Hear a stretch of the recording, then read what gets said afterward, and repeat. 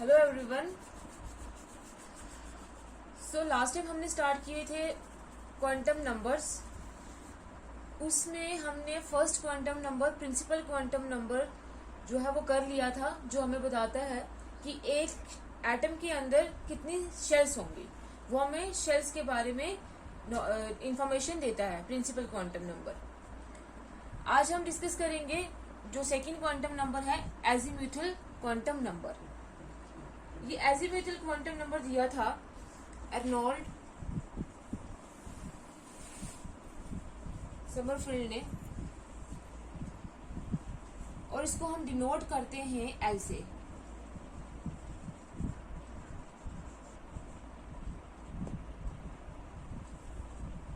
और ये हमें किसके बारे में इंफॉर्मेशन देती है? क्या ये जो क्वांटम नंबर है ये क्या डिटरमाइन करता है? डिटरमाइंस द एंगुलर मोमेंटम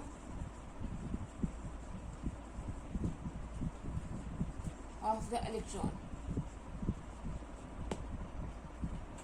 ये जो क्वांटम नंबर है एजीम्यूथल क्वांटम नंबर, ये हमें इलेक्ट्रॉन के एंगुलर मोमेंटम के बारे में बताता है। ये उसका एंगुलर मोमेंटम भी डिटरमाइन करता है, और जिसकी वजह से इस क्वांटम नंबर को हम orbital angular quantum number,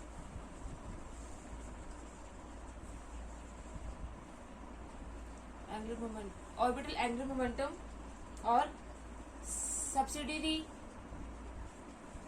quantum number भी बोलते हैं, क्योंकि ये क्या करता है? इलेक्ट्रॉन का एंगुलर मोमेंटम भी डिटरमाइन करता है। इसको हम डिनोट करते हैं एल से। और ये क्या बताता है? जैसे हमने डिफरेंट डिफरेंट एनर्जी लेवल्स पढ़े थे कि पहले क्या होता है, शेल्स होती हैं, फिर उन शेल्स के अंदर क्या आती है, सब शेल्स आती हैं, फिर उसके बाद आती है ऑर्बिटल्स। पहले हम शेल ढूंढते हैं कि किस शेल में इलेक्ट्रॉन प्रेजेंट है, फिर वो इलेक्ट्रॉन किस सब शेल में प्रेजेंट है, फिर बाद में आता है कि वो इलेक्ट्रॉन कौन से ऑर्बिटल में प्रेजेंट है। और ऑर्बिटल क्या होता है? जहां पे मैक्सिमम पॉसिबिलिटी होती है कि इलेक्ट्रॉन जब पाया जाएगा। तो शेल के बारे में जो है हमें इंफॉर्मेशन दे रहा था प्रिंसिपल क्वांटम नंबर। अब सब शेल के बारे में कौन देगा? Azimuthal quantum number. तो ये जो एल है एजीम्यूथल क्वांटम नंबर, ये हमें क्या बताता है? गिव्स द सब शेल और sub level in a shell to which an electron belongs. ये हमें उस सब शेल के बारे में बताता है या उस सब लेवल के बारे में बताता है जो एक शेल में, शेल को हम प्रिंसिपल एनर्जी शेल भी बोल सकते हैं। यह हमें क्या बताता है? उस शेल के बारे में या उस सब शेल के बारे में, एक प्रिंसिपल एनर्जी शेल में या शेल में जहां से इलेक्ट्रॉन जो है बिलोंग करता है। हमें पता चल गया कि इलेक्ट्रॉन जो इस शेल में है। फिर अगर कौन से सब शेल में है तो हमें कौन बताएगा? एजीम्यूथल क्वांटम नंबर बताएगा। और यहाँ पे अब अगर हमें बता रहा है कि ये हमें सब शेल के बारे में बताएगा। अब सब शेल जो है उसके हमें दो चीजें पता करनी है। एक ये है कि कितने शेल के अंदर कितने सब शेल्स होंगी, नंबर ऑफ सब शेल्स,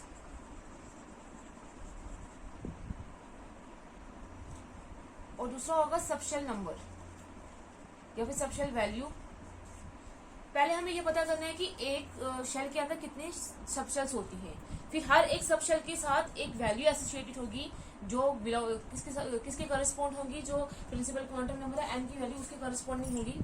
फिर हर एक सब शेल का जो नेमिंग होगी, नाम क्या होगा, वो हमें पता करना है। तो सबसे पहले हम ये पता करेंगे कि हर एक शेल में कितने सब शेल्स होती हैं।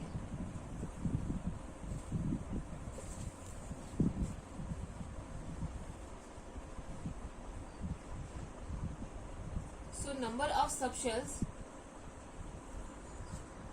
is always equal to shell number। कितने एक एटम के अंदर सब शेल्स होंगी वो किसके बराबर होंगी कि उसका शेल नंबर कितना है। फॉर एग्जाम्पल अगर हम एन की वैल्यू 1 ले, शेल जो है फर्स्ट शेल है जो कौन सी होती है? के शेल। तो उसमें कितने सब शेल्स होंगी? एक सब शेल होगी। अगर एन की वैल्यू 2 है, सेकेंड शेल की बात कर रहे हैं जो कौन सी होती है? L shell. तो मतलब उसमें कितनी सब शेल्स होंगी? 2। अगर n इक्वल टू 3 होगा तो हमारे पास कौन सी वाली शेल होगी? थर्ड शेल होगी। थर्ड शेल कौन सी मानते हैं हम? M shell. उसमें कितने सब शेल्स होंगी? 3 सबशेल्स, क्योंकि n का नंबर क्या है 3, शेल नंबर कितना है 3, तो उसमें कितनी सबशेल्स होंगी 3। अगर n की वैल्यू 4 होगी, जिसको हम मानते हैं n शेल, उसके अंदर कितनी सबशेल्स होंगी, अगर n का नंबर 4 है तो 4 सबशेल्स होंगी। इसलिए हम बोलते हैं कि जो नंबर ऑफ सब शेल्स, एक शेल के अंदर कितनी शेल्स होंगे, कितनी सब शेल्स होंगी, वो किसके ऊपर डिपेंड करेगा कि शेल नंबर कितना है। जितना शेल नंबर होगा उतनी ही उसके अंदर क्या होंगी, नंबर ऑफ सब शेल्स होंगे। अब हमें ये पता चल गया कि एक शेल के अंदर कितनी सब शेल्स होंगी।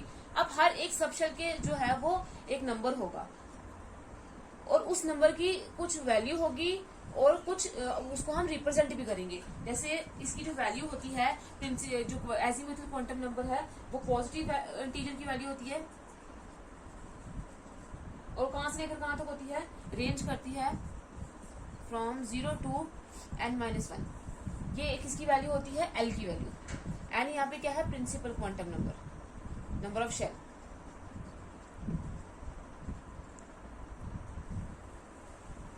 और इनको शेल को हम रिप्रेजेंट करते हैं कौन से लेटर से, S, P, D, F, so on. जैसे अगर वैल्यू ऑफ एल ले लें और उसकी डेजिग्नेशन क्या होगी, उसको रिप्रेजेंट कैसे करेंगे, किस लेटर से। एल की वैल्यू अगर 0 होगी तो उसको हम रिप्रेजेंट करेंगे एस सबशेल से। अगर एल की वैल्यू 1 होगी तो उसको हम रिप्रेजेंट करेंगे पी सबशेल से।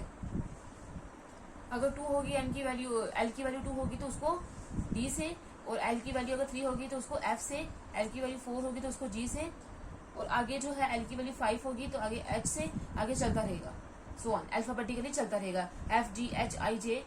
लेकिन फर्स्ट जो एल होगी उसको हम 0 एस से डेजिग्नेट करेंगे, ऐसे रिप्रेजेंट करेंगे।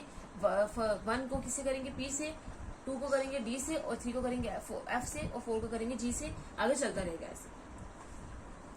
अब इसकी जो वैल्यू है वो 0 to n का मतलब क्या है। अब हमने नंबर ऑफ शेल्स ढूंढ ली कि जो नंबर ऑफ शेल्स है वो किसके बराबर होंगी, जितना शेल नंबर होगा, और उसके साथ कुछ वैल्यू भी एसोसिएटेड होगी। उनको हम लेटर से रिप्रेजेंट भी करेंगे। तो कैसे करेंगे, जैसे अगर for example n is equal to 1 है, फर्स्ट शेल है हमारे पास, जिसमें n की वैल्यू क्या है 1, तो l की वैल्यू क्या होगी 0 to n-1, 0 to n यहाँ पे क्या है 1, 1 - 1 इज इक्वल टू 0 to 0, मतलब इसकी खाली क्या होगी, एक ही वैल्यू होगी 0। अब इसका मतलब ये नहीं है कि n इज इक्वल टू 1 में कोई सब शेल नहीं है। इसकी वैल्यू 1 आई है तो मतलब कितनी है, 1 सब शेल है।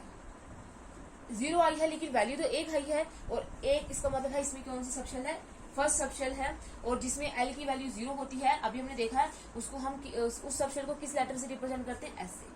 तो यहाँ पे क्या आ जाएगा, एक ही सब शेल होगी जिसको हम किससे रिप्रेजेंट करेंगे, s से।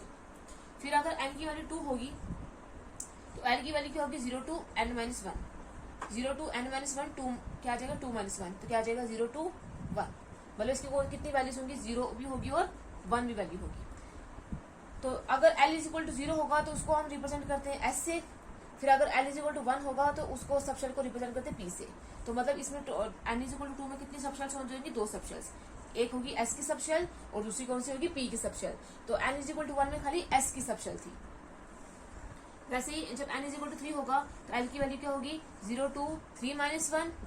n यहाँ पे क्या है, principal quantum number, number of shell, तो क्या आ जाएगा 0 to 3 में से निकालेंगे 2 तो पीछे 2 बचेगा, तो इसकी वैल्यू क्या आ जाएगी, 0 होगी, 1 होगी और 2 होगी, क्योंकि 0 से 2 तक बोला हुआ है, तो क्या आ जाएगी 0, 1, 2। तो मतलब इसमें कितनी सेल्स होंगी, 3 सब शेल्स होंगी। जब l इज इक्वल टू 0 होगा तो उसको हम s सब शेल से रिप्रेजेंट करें। फिर अगर l1 होगा तो वो p सब शेल है, और अगर l2 होगा तो वो क्या होगा, d सब शेल। मतलब इसमें 3 सब शेल्स होंगी, कौन सी, s, p, d, 3 सब शेल होंगी। इसमें खाली s थी, इसमें s और p थी, इसमें s, p, d होंगी। अब n इज इक्वल टू जब 4 होगा तो l की वैल्यू क्या हो जाएगी, 0 to 4-1, 0 to क्या हो जाएगी 3, मतलब क्या होगी वैल्यू 0, 1, 2, 3। कितनी टोटल सब शेल्स होंगी, 4 सब शेल्स। जब l की वैल्यू क्या होगी तो s सब शेल होगी, l की वैल्यू 1 होगी तो वो क्या होगी p, 2 होगी तो d, और 3 होगी तो f। मतलब क्या कि जब n की वैल्यू 4 होगी, एक एटम के अंदर अगर 4 शेल्स होंगी तो उसके अंदर कितनी सब शेल्स होंगी, 4 ही सब शेल्स होंगी। कौन कौन सी, s, p, d और f। तो ऐसे जो है हम अजीमुथल क्वांटम नंबर जो है वो शेल्स के सब शेल्स के बारे में बताता है। अगर हम एक टेबल बना दें,